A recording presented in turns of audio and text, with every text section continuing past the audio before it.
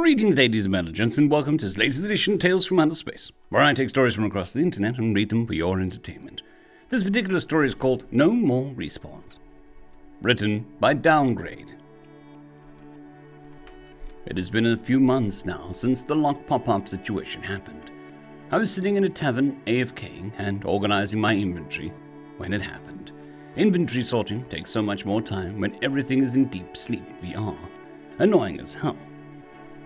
Regardless, when I was sitting there and just enjoying myself with a simulated honeyed mead and throwing away mob parts I didn't need, that is when that bloody red box came right into my face with no warning, the 1 minute countdown already starting on it.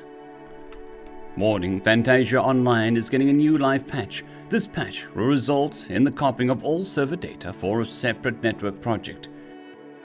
If you consent to your data being copied, there is nothing to worry about. If you do not wish for your personal data to be copied, please log out now.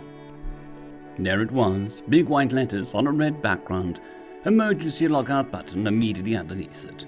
I thought nothing of it. I told myself I had nothing to hide, so I closed it. I went on with my sorting.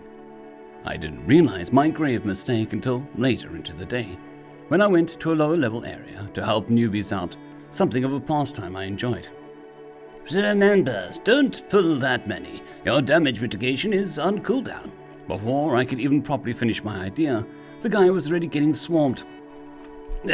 He's been doing this for the past 3 days, and I always keep one hit killing them for him so he doesn't have to deal with the respawn.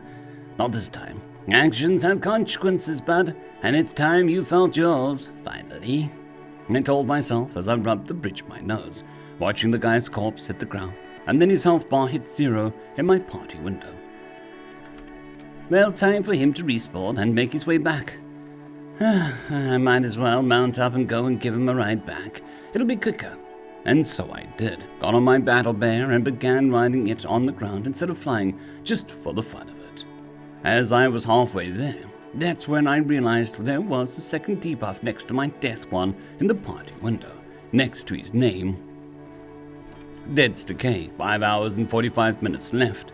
Upon expiration, the body becomes unresurrectable, and the player's inventory becomes accessible to all. Is this some sort of new hardcore feature?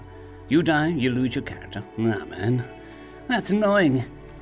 But I just helped the guy get his first mount. Might as well head back and revive him. Don't want him to need to redo just because the developers thought of becoming more edgy about the game difficulty. I hope people will complain enough about it on the forums and they change it back. As I was pondering the situation, I turned back and at the same time went into fly to get back to the new guy in a straight line. With 1 minute to spare, I switched classes with the class Stone to Cleric, and I channeled a revive spell. Being a tank main meant I didn't touch much else class-wise, despite having access to all of them, but a low-level healer class was useful for helping out the greediest in dungeons. As I finished the spell and the guy got back to 1 HP, I began healing him. There you go, I told you not to grab that But before I could continue, my focus got snapped by the scream, Jesus fucking Christ! Oh my god. The newbie began crying, as tears flowed from his eyes and disappeared once they fell to his face. Well, no, you were right. It's fine, man. We all made mistakes at first, I said, trying to console him. No, everything was darker. There was nothing. I was nothing. He began crying, holding onto his belly as he leaned over and puked while panting. The vomit disappeared once it hit the ground. What do you mean? The character creation menu is kinda dark, but it's supposed to be spacey and ethereal and all of that, I said, approaching, putting a hand forward to help him up. He took it after his breathing calmed down, and I pulled him to his feet.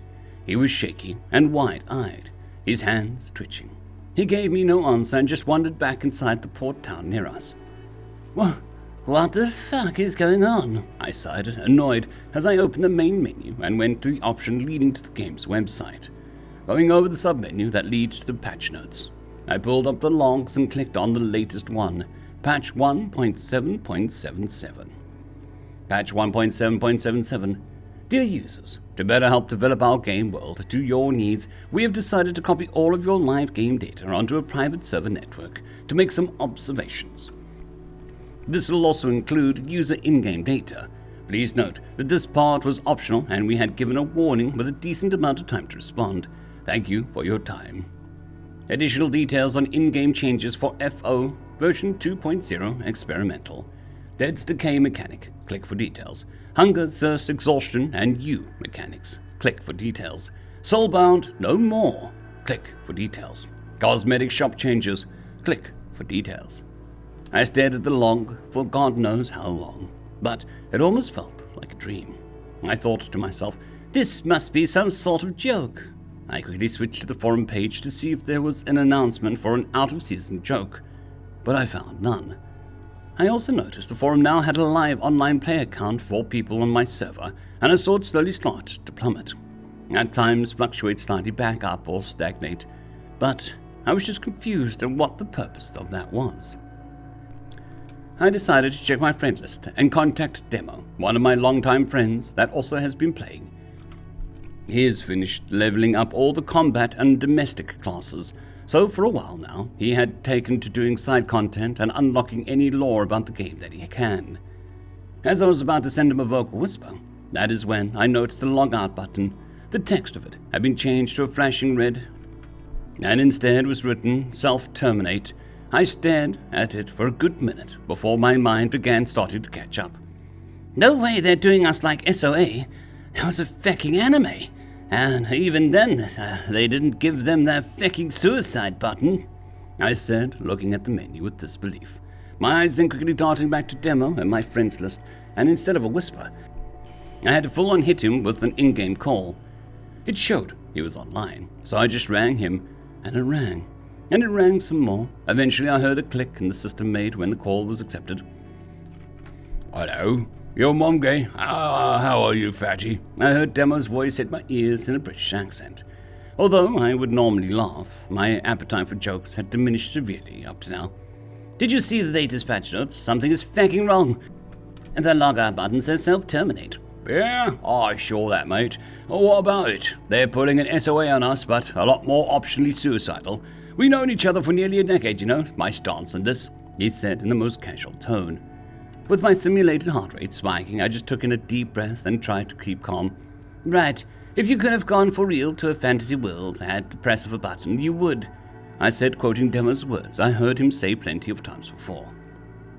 Look at the good part, mate, he said back afterwards. What is the good in this? I asked with a slight scoff. If we take the wording they used, technically, we are good. They said that they just copied our game data. If that's true, then we are in the copy experimental version. That means we're fine. Well, or the other way, Demo said in that laid-back tone.